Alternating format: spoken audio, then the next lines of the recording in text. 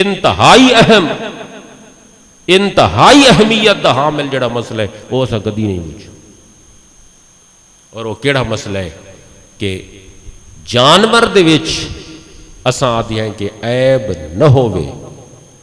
اگر عیب ہویا تا قربانی نہ تھی سی. لیکن کدی اے بھی پوچھا ہے کہ جانور جنہ پیسہ دے نال گھندے پے ہیں انہاں پیسہ دے وچ اگر کوئی عیب ہے تو وات قربانی تھی سی یا نہ تھی سی.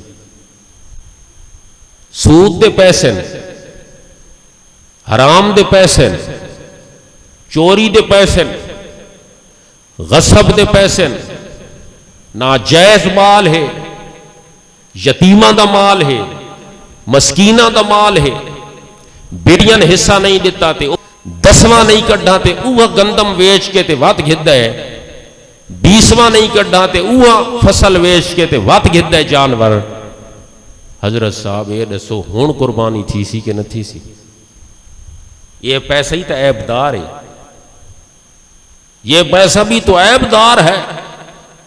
کبھی یہ مسئلہ بھی پوچھا ہے جانور میں عیب ہو تو قربانی نہیں ہوتی. جانور جن پیسوں سے خریدا جا رہا ہے اگر ان پیسوں میں عیب ہو تو پھر یہ کبھی نہیں پوچھا. یہی سن پوچھنا چاہیے.